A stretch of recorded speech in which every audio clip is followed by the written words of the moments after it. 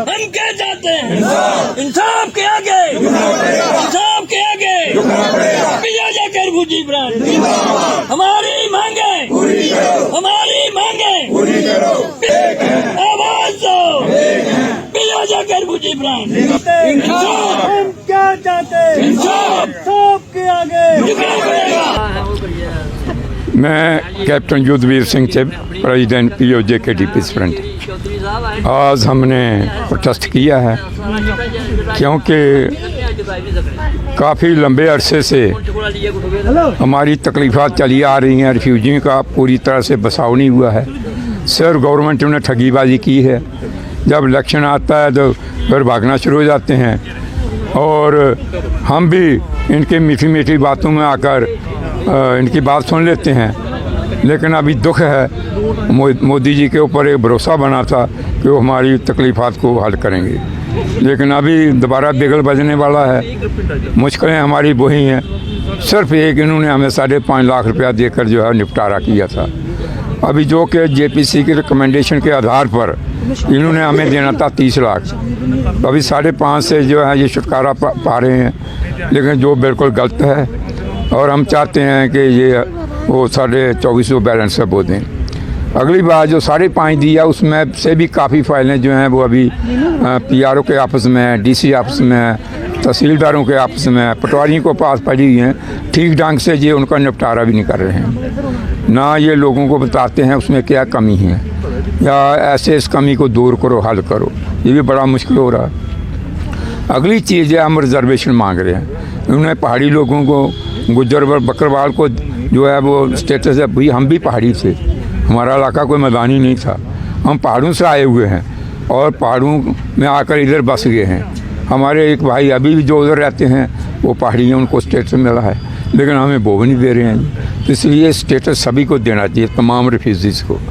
अगली बात जो है कि जिनों के पास ज़मीन नहीं है, अभी ख़ासकर इसमें एक नॉन कैंप ऐसा ग्रुप है जिसके पास ज़मीन है ही नहीं, उनको ज़मीन दी जाए, लाट की जाए। ज़मीन बहुत है।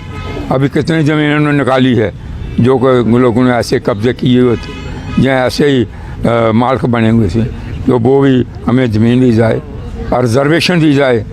खासकर नौकरियों में बच्चों को, बच्चे अनपढ़ रहे हैं फिर भी उनको क्लास 4 में कहीं ना कहीं एडजस्ट करना चाहिए इनको। अगली बात जो है वो ये है कि स्कूलों कॉलेजों में भी रिजर्वेशन होनी चाहिए। असेंबली सीट जो आज हम 16 लाख हैं, 16 से भी ऊपर हैं, तो एक सीट देकर उन्होंने जो है वो हमारे से छुटकारा पा लिया है। हाँ, हम दे दी एक सीट रिफ्यूजियों को। वो क्या करेंगे? हम एक सीट को कहाँ लगाएंगे? वो सुनने में आ रहा है कि मेंढर में दे रहे हैं। अरे मेंढर उधर रिफ्यूजी कौन है? कितने रिफ्यूजी हैं? रिफ्यूजी तो वैसे हम बिखरे हुए हैं, पुंछ से लेकर कठुआ हीरानगर तक बहुत रिफ्यूजी है और हर कॉन्स्टिट्यूंसी में रिफ्यूजी है। तो गवर्नमेंट या तो जेपीसी के आधार पर हमें वो रिजर्वेशन करे, उन सीटों को डीफ्रीज करे, वहाँ पर रिफ्यूजी खड़ा हो, ताकि जिस तरह से इन्होंने वो दूसरी सीटें बनाई हैं, schedule caste, schedule tribes, OBC, इस तरह से रिफ्यूजियों का भी ग्रुप बनाना चाहिए था, एक कैटेगरी।